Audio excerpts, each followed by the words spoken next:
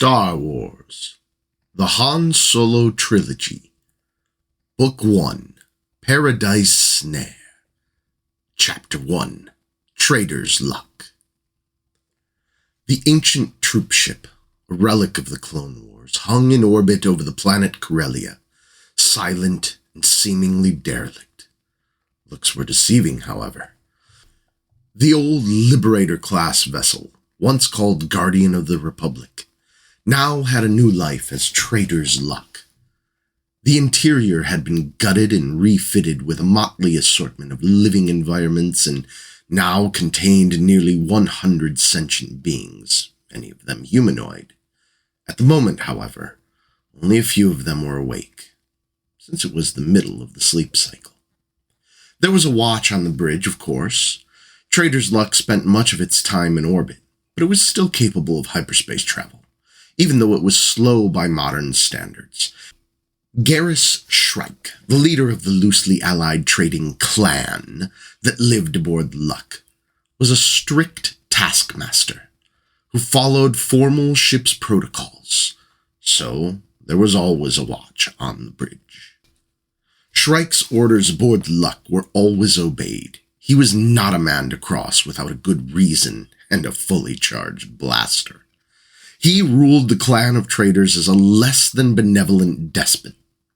A slender man of medium height, Garrus was handsome in a hard-edged way. Streaks of silver white above his temples accentuated his black hair and ice-blue eyes. His mouth was thin-lipped. He seldom smiled, and never with good humor. Garrus Shrike was an expert shot and had spent his early years as a professional bounty hunter. He'd given it up, though, due to bad luck, meaning that his lack of patience had caused him to lose the richest bounties reserved for live delivery. Dead bodies were frequently worth far less. Shrike did possess a warped sense of humor, especially if the pain of others was involved.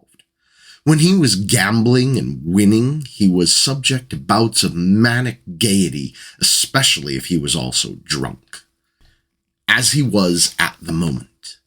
Sitting around the table in the former wardroom of the enlisted officers, Shrike was playing Sabacc and drinking tankards of potent Alderaanian ale, his favorite beverage. Shrike peered at his card chips, mentally calculating. Should he hold pat and hope to complete a pure Sabacc? At any moment, the dealer could push a button and the values of all the card chips would shift. If that happened, he'd be busted. Unless he took an additional 2 and tossed most of his hand into the interference field in the center of the table. One of his fellow players, a hulking Illumin, suddenly turned his tusked head to glance behind him. A light on one of the auxiliary's status panels was blinking.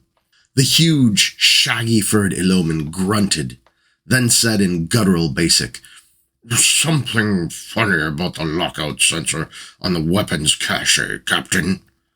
Shrike insisted on proper protocol and chain of command, especially as it applied to himself. Unless engaged in some planet-side caper, he always wore a military uniform while aboard Luck. One he'd designed himself, patterned on the dress uniform of a high-ranking Moth. It was hung about with medals and decorations Shrike had picked up in pawn shops across the galaxy. Now, hearing the Illumin's warning, he glanced up a little bleary, rubbed his eyes, then straightened up and dropped his card chips onto the table. "What is it, Braffid?" The giant being wrinkled his tusked snout. "Not sure, Captain. It's reading normal now, but something flickered as though the lock shorted out for a second. Probably just a momentary power flux." Moving with such unusual grace and coordination that even the foppish uniform couldn't detract from his presence, the captain rose and walked around the table to study the readouts himself. All signs of intoxication had vanished. Not a power flux, he decided after a moment. Something else. Turning his head, he addressed the tall, heavy-set human on his left. Laird, look at this. Somebody shorted out the lock and is running a sim to fool us into thinking it's a power flux. We've got a thief aboard. Is everyone armed? The man addressed, who happened to be Shrike's brother, Larad Shrike, nodded, patting the holster that hung on the outside of his thigh. Brafford, the Eloman, fingered his tingler, an electric prod that was his weapon of choice, though the hairy alien was large enough to pick up most humanoids and break them over his knee. The other person present, a female Celestin who was Luck's navigator, stood up, patting the scaled-down blaster she wore. "Ready for action, Captain," she squeaked. Despite her diminutive height, the flapping jowls and large, appealing, bright eyes, Noonie Dalvo appeared almost as dangerous as the hulking Eloman who was her closest shipboard friend. "Good," Shrike grunted. "Noonie, go post a guard over the weapons locker, just in case he comes back. Larad, activate the biosensors. See if you can ID the thief and where he's heading." Shrike's brother nodded and bent over the auxiliary control board. "Corellian human," he announced after a moment. "Male. Young. Height 1.8 meters. Dark hair and eyes. Slender build. The bioscanner says it recognizes him. He's heading aft toward the galley." Shrike's expression hardened until his eyes were as cold and blue as the glaciers on Hoth. "The Solo Kid," he said. He flexed his fingers, then hardened them into a fist. The ring he wore, made from a single gem of Deferonian blood poison, flashed dull silver in the bulkhead lights. "Well, I've gone easy enough on him so far, because he's a good swoop pilot, and I never lost when I bet on him, but enough is enough. Tonight, I'm going to teach him to respect authority, and he's going to wish he'd never been born." Shrike's teeth flashed, much brighter than the gem in his ring. "Or that I'd never found him 17 years ago and brought his sniveling, pants-wetting little behind to the luck. I'm a patient, tolerant man." He sighed theatrically, "as the galaxy knows, but even I have my limits." He glanced over at his brother, who was looking rather uncomfortable. Garrus wondered if Larad was remembering the Solo Kid's last punishment session a year ago. The youth hadn't been able to walk for 2 days. Shrike's mouth tightened. He wouldn't tolerate any softness among his subordinates. "Right, Larad," he said too softly. "Right, Captain." Han Solo gripped the stolen blaster as he tiptoed along the narrow metal corridor.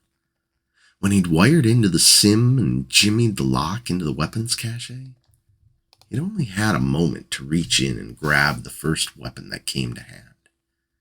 There'd been no time to pick and choose.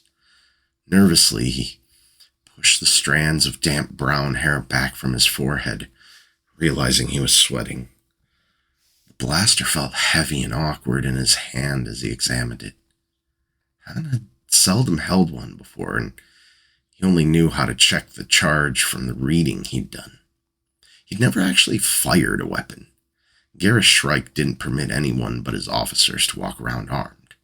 Squinting in the dim light, the young swoop pilot flipped open a small panel in the thickest part of the barrel and peered down at the readouts. Good. Fully charged.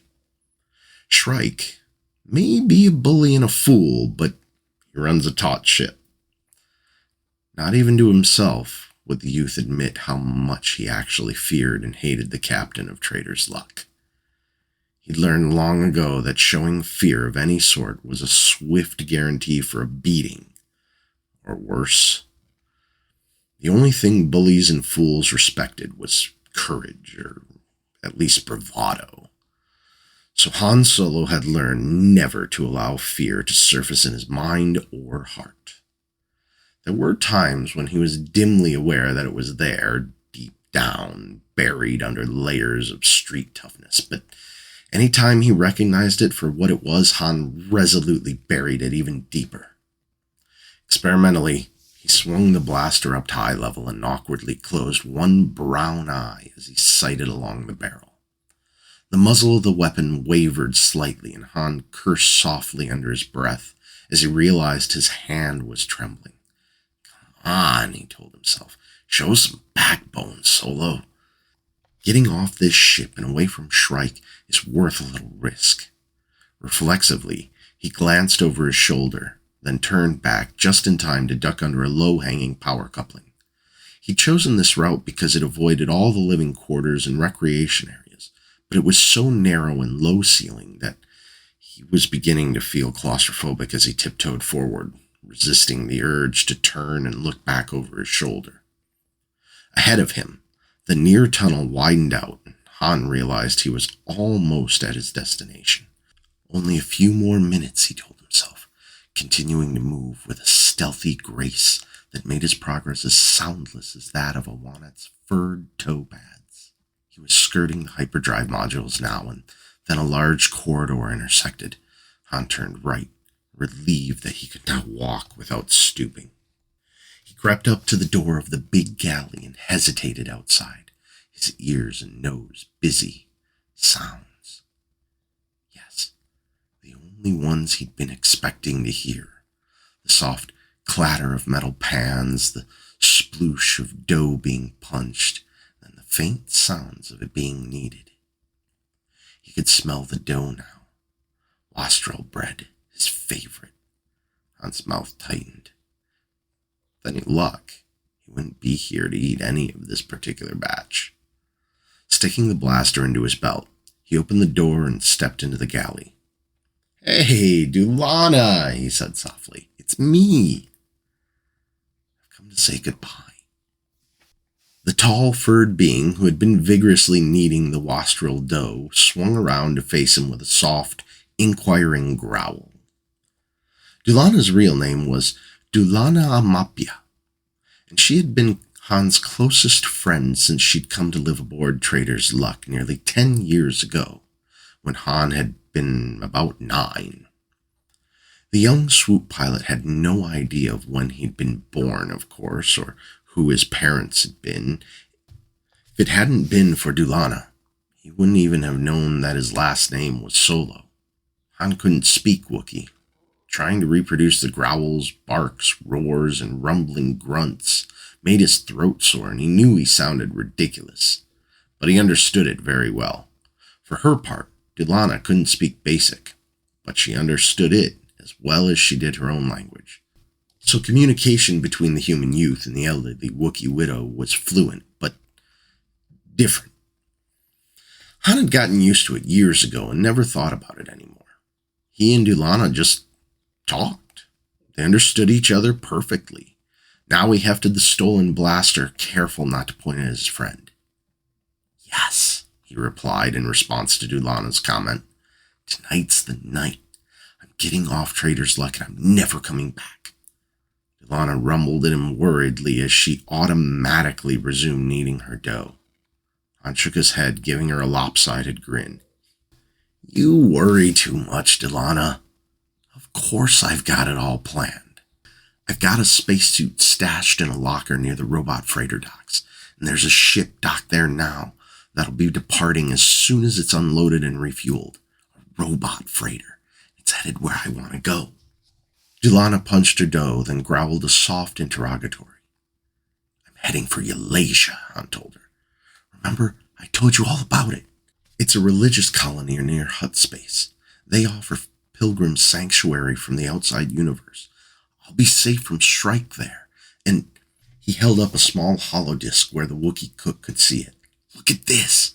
They're advertising for a pilot.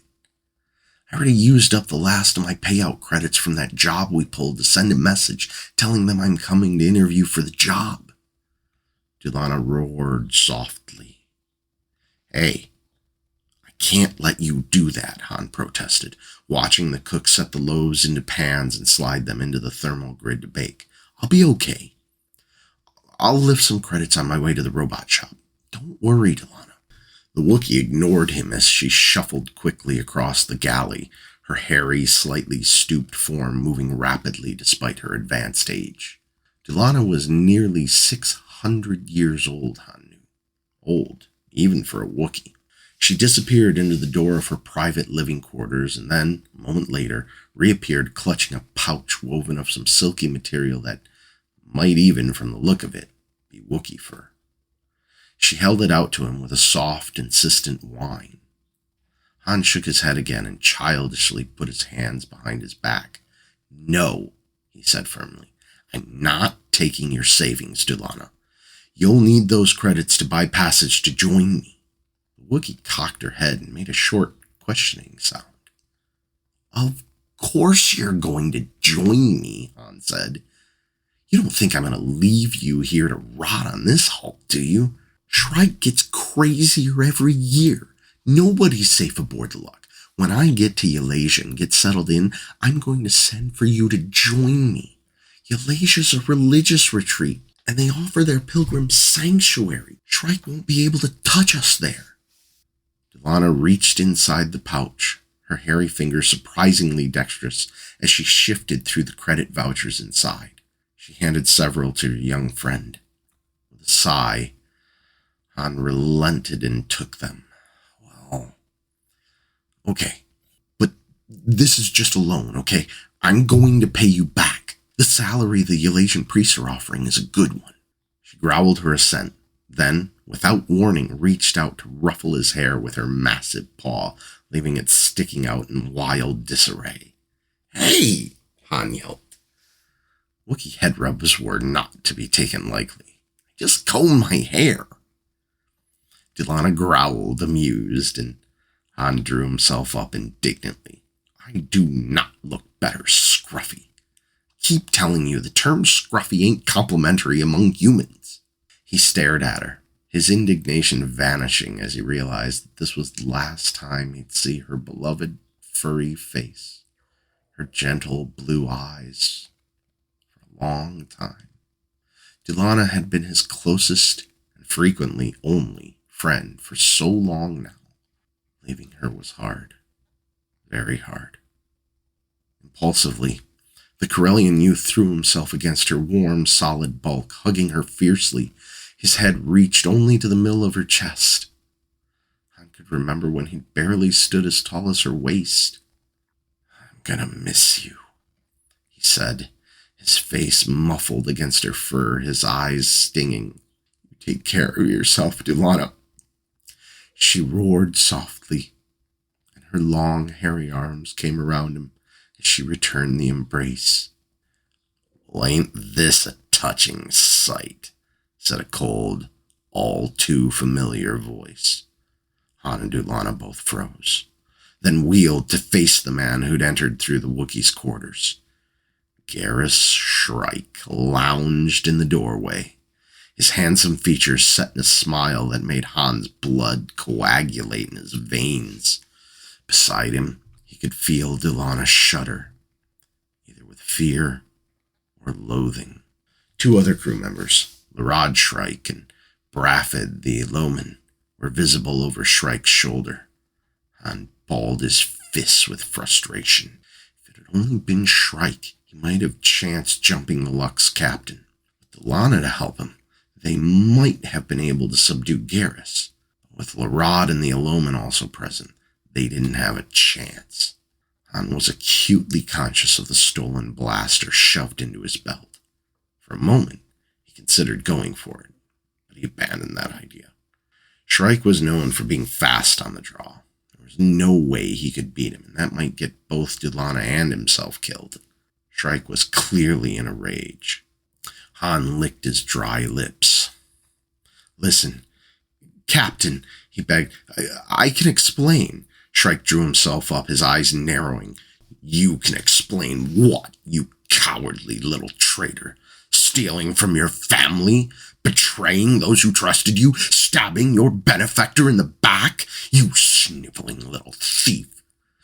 But I've had it with you, Solo. I've been lenient with you so far, because you're a blasted good swoop pilot and all that prize money came in handy, but my patience is ended." Shrike ceremoniously pushed up the sleeves of his bedizened uniform, then balled his hands into fists. The galley's artificial lighting made the blood jewel ring glitter dull silver. Let's see what a few days of fighting off Deveronian blood poisoning does for your attitude, with maybe a few broken bones. Doing this for your own good, boy.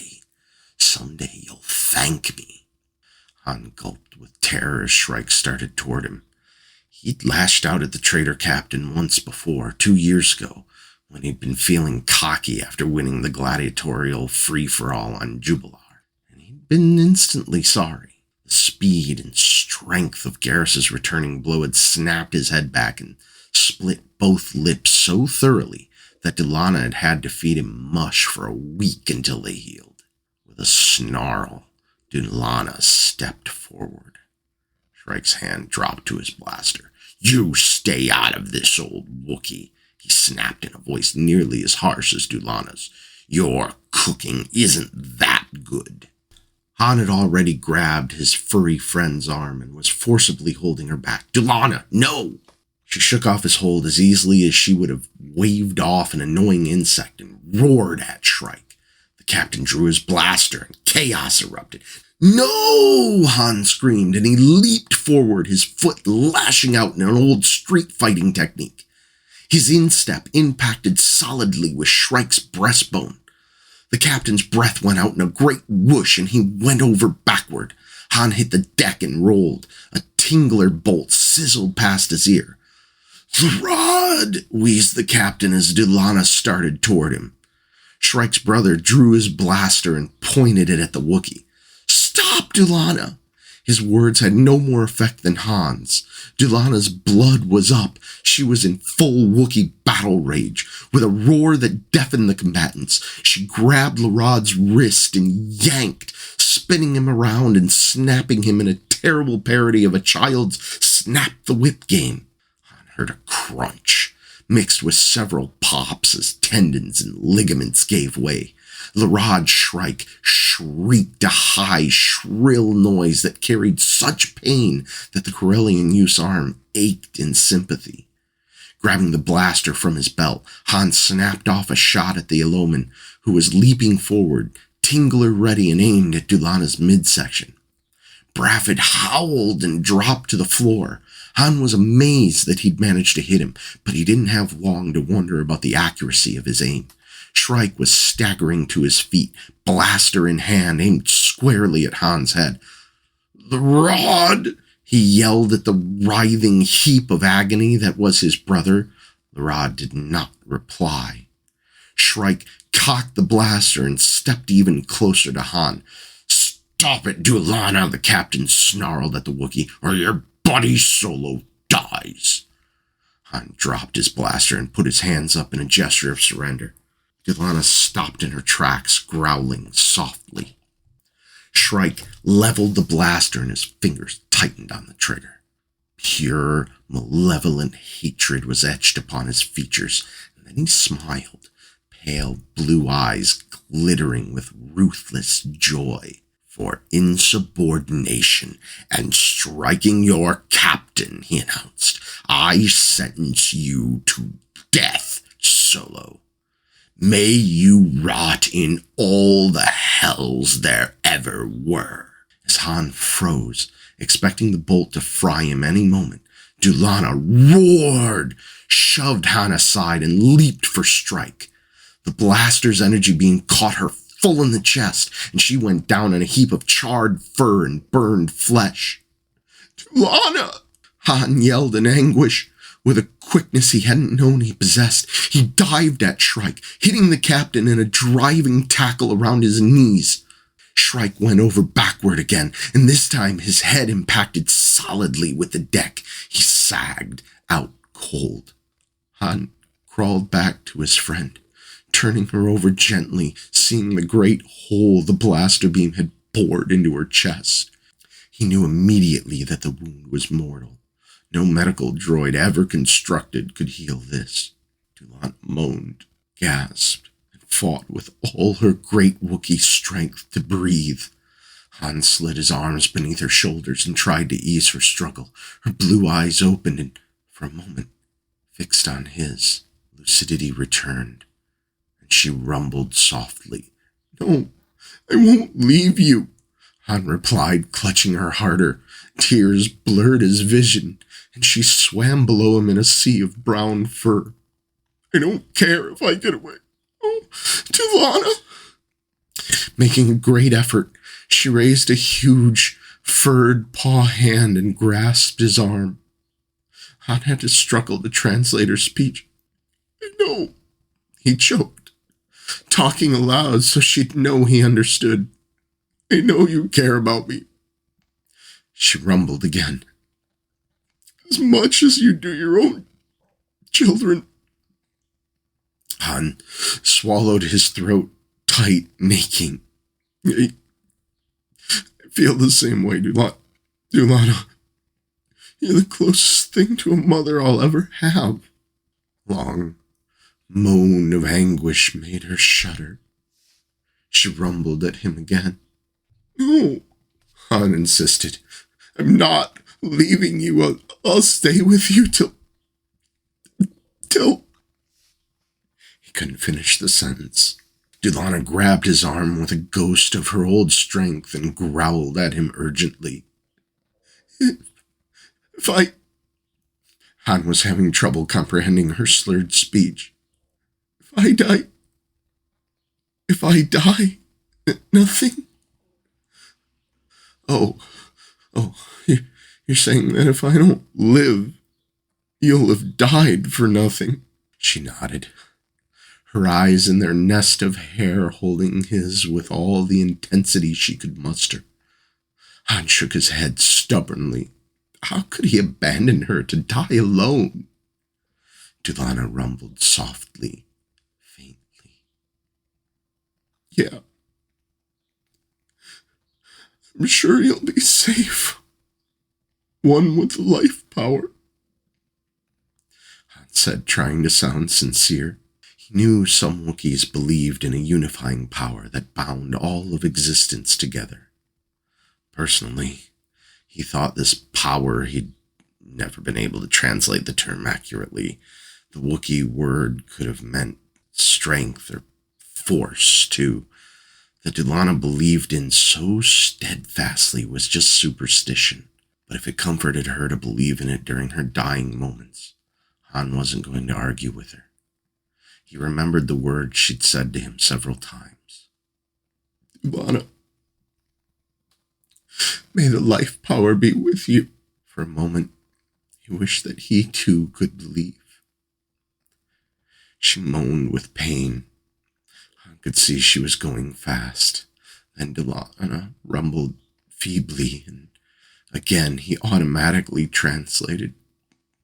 "Your last request," he choked, barely able to get the words out.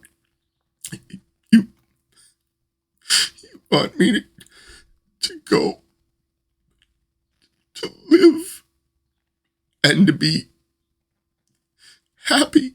Han struggled not to break down. "Okay," he agreed. "I'll go. I still have time to get aboard that robot ship before it takes off." Dulana whined faintly. "I promise," he agreed, his voice ragged. "I'll go now, and I swear I'll always remember you, Dulana." She was beyond speech now, but he was sure she'd heard him. He laid her gently on the deck, then rose and picked up the blaster. Then, after giving Dulana one final look, Han turned and raced out the door. His running feet resounded through the corridors of Trader's Luck. The time was past for stealth. He had to reach the docking bay in that robot. Elasian freighter. Han had no idea when it was due to blast away from the Luck, but the loading schedule posted for the space dock workers had listed it as being ready for blast-off as soon as the droids finished fueling. And when he'd swiped the spacesuit and hidden it, they'd just started that process. The Elasian dream might be leaving any moment. Gasping, Han sprinted for the lock, his feet thudding along the decks that had been his playground ever since he was old enough to remember. In the distance, he could hear sleepy voices interspersed with shouts and orders. I can't let them catch me. Shrike will kill me. The certainty lent speed to his flying feet. He skidded around the final turn and grabbed the spacesuit he'd hidden behind some fueling equipment. The helmet flopped over his arm, banging him in the midsection as he hastily keyed in the code he'd stolen into the airlock door. Seconds passed. The sounds of pursuit were growing louder. But surely they'd think he was headed for the shuttle deck or even the life pods. Nobody would guess he'd be crazy enough to try stowing away on a robot freighter. At least, that's what he was counting on. The lock hissed open. Han leaped inside, closed the hatch, and began yanking on the spacesuit. Checked the air storage. Full. Good. He'd originally planned to bring along some extra air packs, but he didn't dare venture back out. The pack on the suit was good for 2 days. That should be enough. Unless the Dream was a really slow vessel. Since it was a robot drone, he had no way of discovering what course it would be following or how fast it was scheduled to go. Han grimaced. Only a desperate man would use this method of escape. He was desperate, all right. He just hoped he wouldn't arrive on Eulalia dead because he'd run out of air. Let's see. Food pellets? Full. Water tank? Full. Good. That was Captain Shrike again, insisting that all ship's equipment be maintained in perfect working order. Han dragged the suit up over the arms of his ship's gray jumpsuit and closed the seam running up the front. He picked up the helmet clumsily because of the gloves and settled it over his head. It was mostly glassine, and he could see every direction except directly behind him. A bank of bolos ran around the bottom rim of the helmet, giving him his vitals, amount of air remaining, and all the other information he needed to survive. Han could talk to his suit with a limited fashion by bumping his chin against the communication lever and giving the suit instructions concerning its temperature, air mix, and so forth. Okay, this is it, the young man thought as he clumped over the connecting hatch and keyed in the final sequence to equalize pressures between the lock and the Eulalian Dream. He could faintly hear a hiss as the air pumped out of the lock. The Dream, being a robot, didn't need air to operate. The ship would be filled only with vacuum. Finally, the hatch opened and Han stepped inside. It was crowded with equipment and cargo, and the corridors were very narrow. The Dream wasn't constructed to accommodate a living crew, only for routine maintenance, and Han had to turn sideways to squeeze in. The youth was fleetingly grateful that all standard engineering was designed to function in gravity. Otherwise, he might have had to contend with zero-G, and that would have been a real pain. He'd been outside the Trader's Luck with the welding crew in spacesuits several times since he'd been considered old enough for hazardous ship's duty, hanging in space, tethered to the ship only by a seemingly fragile umbilical. It had been kind of exciting the first couple of times, but Han didn't particularly care for weightlessness. He'd soon learn never to look down. Seeing nothing but space beneath his feet for light years and light years was enough to make his head swim. Han clumped toward the bridge, figuring that it was where the maximum amount of room would be. He reached it in only moments. The Dream was a small ship. If her cargo list was correct, she'd brought in a shipment of top-grade glitterstim spice and would be leaving with a cargo of high-quality Corellian electronic components that could be used in factory maintenance. Han wondered for a moment whom Garrus Shrike had paid off to be able to receive a shipment of spice. Substance was rigidly controlled by most planetary governments and also by the Imperial Trade Commission. He turned sideways to enter the bridge and froze. What in the name of all the sons of Barab is an astromech droid doing on the bridge? Everyone knew a droid couldn't pilot a ship by itself, so it couldn't be piloting. Han grimaced behind the glassine helmet. This droid must be there as a sort of burglar alarm, a sophisticated communication device to help deter portside thieves or space pirates. He knew that one of the reasons the Eulalian priests were eager to hire a pilot, preferably a Corellian their ad had read, was that they'd been losing robot ships to piracy. As he froze, hoping the droid wasn't aware of his presence, the young man felt the Dream shudder. Unlocking. I've got to get braced for breakaway thrust. Quickly, he edged away from the bridge and headed back toward the cargo area. Finally, he found what he was looking for, and just in time. A small space that he could sit down in, just the right size to allow him to brace himself with his arms and legs. The dream shuddered again and then again. Mentally, Han pictured the docking clamps falling away one by one. One more to go. Then, the ship shuddered one more time, then lurched violently. Since the dream wasn't supposed to be manned, it could utilize acceleration patterns that were much rougher than those used in a vessel with a living crew. Wham! Han's body jerked. Then he braced himself against a thrust of violent acceleration. The dream was undocked and away. Mentally, Han pictured them thrusting away from Trader's Luck, out of the embrace of Corellia's gravity field. Closing his eyes, he pictured his homeworld turning lazily against the backdrop of stars. Corellia was a pretty planet, with narrow blue seas, green-brown forest, tan deserts, and large cities. On the night side, it glittered like a battle remote studded with lights. The hardest thrust of acceleration hit then, and Han was pinned uncomfortably against the cargo container. We made the jump to light speed, he realized. Moments later, as the ship's speed evened out, he was able to move again. He flexed his arms and legs, wincing as bruises made themselves felt. From the fight in the galley, he realized. The thought made him remember Dulana with a sudden visceral sadness. Tears stung his eyes. He fought them back fiercely. Crying in a spacesuit helmet was a lousy idea since you couldn't wipe your face. Han sniffed, trying to blink back to the tears.